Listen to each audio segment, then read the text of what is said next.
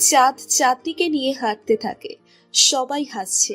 এরপর চাঁদনিকে গাড়িতে বসিয়ে চাঁদ চাঁদনির পাশে বসে পড়ে। চাঁদনি চাঁদের কাঁধে মাথা রেখে বসে আছে। এক গাড়িতে চাঁদ আর চাঁদনি, অন্য গাড়িতে শামীম চৌধুরী, রাইহান খান, রাবিয়া খান আর সাথী খান। কিছু সময় পর বাসার সামনে এসে গাড়ি থামলে চাঁদ চাঁদনির দিকে তাকিয়ে দেখে চাঁদনি ঘুমিয়ে গেছে।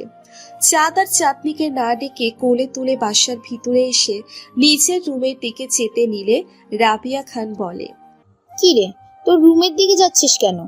চাঁদনি আমার রুমেই থাকবে। কারো কোনো সমস্যা আছে? না, সমস্যা হবে কেন? যা তুই ওকে নিয়ে। আম্মু, চাঁদনির জন্য একটু স্যুপ করো তো। সেই কখন খেয়েছে। আচ্ছা ঠিক আছে, আমি এক্ষুনি করে আনছি। এরপর চাঁদ চাঁদনিকে নিয়ে তার রুমে গিয়ে বিছানায় শুইয়ে দিয়ে উঠে চলে যায় ওয়াশরুমে। একটু পর গোসল করে এসে চেঞ্জ করে একটা চেয়ারে বসে চোখ বন্ধ করে।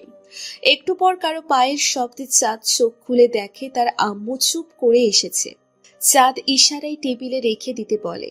একটু পর চাঁদনির ঘুম ভাঙলে দেখে চাঁদ চেয়ারে চোখ বন্ধ করে বসে আছে। চাঁদনি এক পলকে চাঁদের ঘুমন্ত মুখের দিকে তাকিয়ে আছে। চাঁদনির ইচ্ছে করছে এখন চাঁদের ঘুমন্ত মুখে নিচের হাত বুলিয়ে দিতে, কিন্তু সেটা পারছে না। চাঁদনির পানি পিপাসা পেয়ে যায়। টেবিল থেকে পানির গ্লাস নিতে গেলে একটা কলম নিচে পড়ে যায়। চাঁদের ঘুম ভেঙে যায়। সামনে তাকিয়ে দেখে চাঁদনি কিছু নেবার চেষ্টা করছে। চাঁদ চাঁদনির কাছে এসে বলে,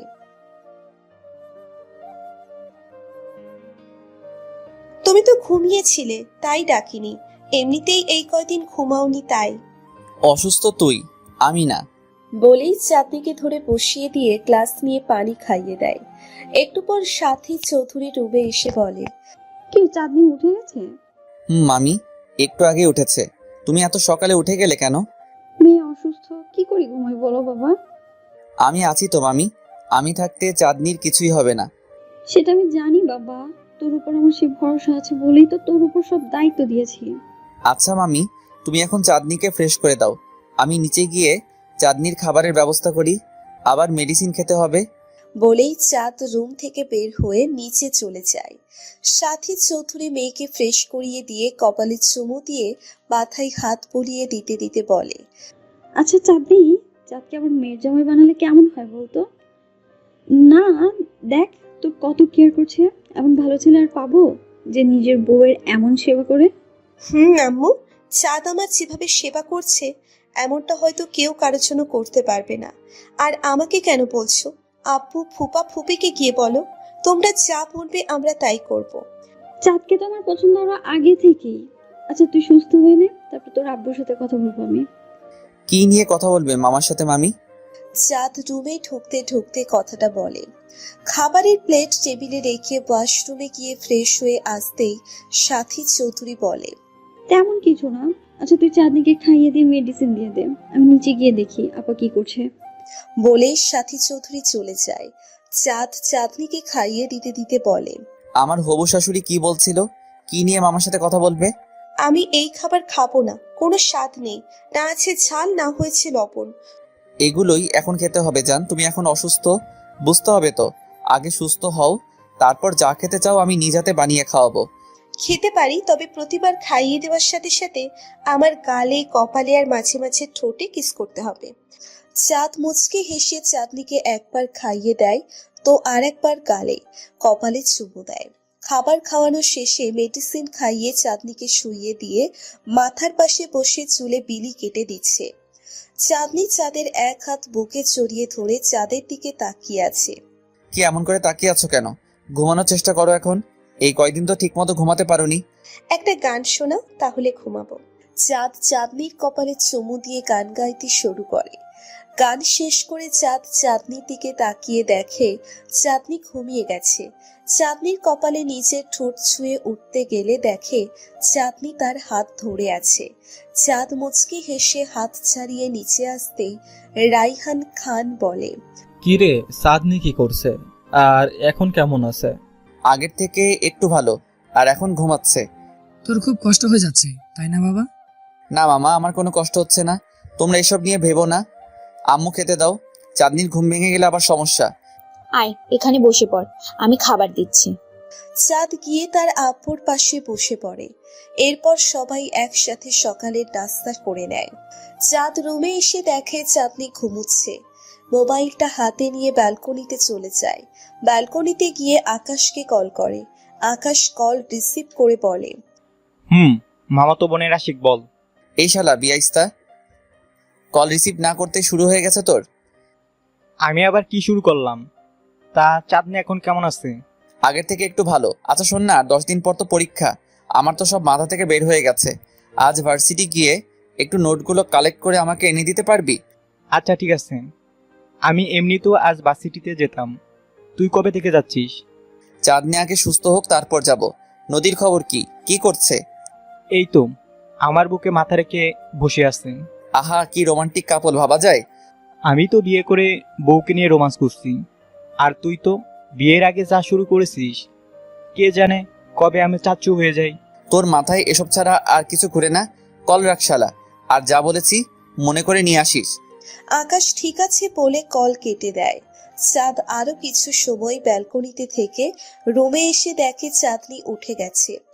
চাঁদ চাঁদনির কাছে এসে ধরে আধশোয়া অবস্থায় বসিয়ে দিয়ে বলে, এখন কেমন লাগছে? ব্যথা আছে? আমার ব্যথার মেডিসিন তো তুমি আমার কাছেই আছো, তাহলে ব্যথা কি আমার কাছে আসে?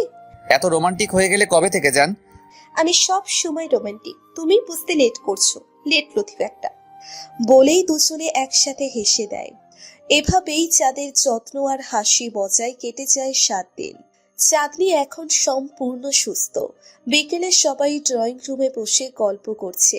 শামীম চৌধুরী বলে, রায়হান ভাই, আপনার ছোট শালীর মেয়ের বিয়ে তো আর 10 দিন পর।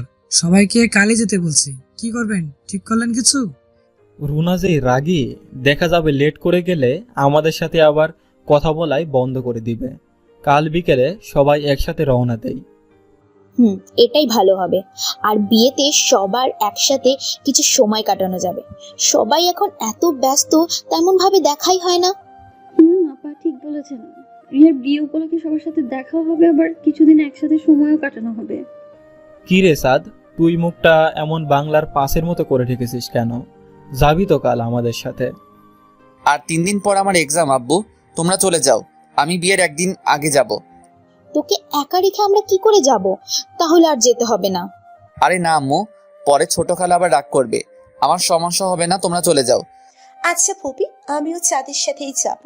এতদিন চাঁদ আমার সেবা করেছে, এখন না হয় আমি করি।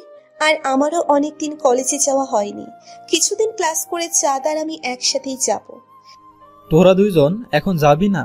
তাহলে আমরা গিয়ে কি করব? পরে একসাথে যাব সবাই। ছোট ফুপি তোমাদের সবার মাথার চুল ছিঁড়ে নিবে ফুপা এই কথা শুনলে, আর আমাদের সমস্যা হবে না। এটাই মনে হয় ভালো হবে ভাইজান। ঠিক আছে, তাহলে বাসায় গিয়ে সবকিছু প্যাকিং করে রেডি হও। আর চাঁদনি, এখানেই থাকিস। কাল আসার সময় সাথে করে প্রয়োজনীয় যা যা লাগে নিয়ে আসিস। আর চাঁদনির খেয়াল রাখিস, একা কোথাও যেতে দিবি না। চাঁদ ঠিক আছে বলে চাঁদনির দিকে তাকিয়ে মুচকি হাসে। আরো কিছু সময় সবাই গল্প করে শামীম চৌধুরী, সাথী চৌধুরী আর চাঁদনি তাদের বাসায় চলে যায়। কেটে যায় আজকের দিনটাও। পরের দিন বিকেলে সবাই রেডি হয়ে রওনা দেয় মুন্সিগঞ্জের উদ্দেশ্যে। যাওয়ার সময় চাঁদ আর চাঁদনিকে সাবধানে থাকতে বলে যায়। সবাই চলে গেলে চাঁদ দরজা বন্ধ করে চাঁদনিকে জড়িয়ে ধরে বলে, তুমি যে আমার সাথে একা থাকতে চাইলে, এখন যদি আমি উল্টাপাল্টা কিছু করি তোমার সাথে, তখন কি হবে? কি আর হবে, বিয়ের আগে তুমি বাবা হবে আর আমি মা। তুমি তো দেখছি আমার প্রেমে পুরো পাগল হয়ে গেছো। এত ভালোবাসো কেন আমায়? তোমায় এত কেন ভালোবাসি জানে না আমার মন। তোমাকে দু চোখ ভরে যতই দেখি আমার এই মন ভরে না। তোমার কাছে থাকি যতটা সময়, পৃথিবীকে স্বর্গ মনে হয় ঠিক ততক্ষণ। তবুও ভালোবেসে মন ভরে না। তোমার মুখোমুখি হলে লাগে সুখী। পৃথিবীতে সেই সুখের হয় না তুলনা। তুমি গেলে দূরে মন ভেঙে চুরে বুকেতে জাগে ক্ষত, বোঝাতে পারি না। তোমার মাঝে কেন আমি হারিয়েছি সত্যি এই মন জানে না। তোমার কথা কানে ভেসে এলে প্রাণে কি মধুর অনুভূতি বুক জুড়ে বয়ে যায়। পৃথিবীতে এখন তোমার মতো এমন মানুষ খুঁজে পাওয়া জানি বড় দায়। ভালোবাসি শুধু এইটুকুই জানি। এক জীবনে মনের মানুষ একজনই তো হয়, তুমি আমার সেই প্রিয়জন। মিথ্যে কথা নয়। আশেপাশে থাকো যদি, বুকে বস সুখের নদী। কখনো এই ভালোবাসার হবে না তো ক্ষয়। তুমি আমার, শুধুই আমার, এক চুলও মিথ্যে কথা নয়। অনুভবের আকাশ খুলে তোমায় দেখে যাই, বুকের ভিতর তোমার নামে পৃথিবী সাজাই। তুমি বললে সবকিছুই করতে পারি জয়। এখন আমি তোমার সাথে নিজের বাকিটা জীবন সাজাতে চাই। আমার একটা কথা মিথ্যে কথা নয়, ভালোবাসি আমার এই মিথ্যে মামাতো বউকেই ভালোবাসি।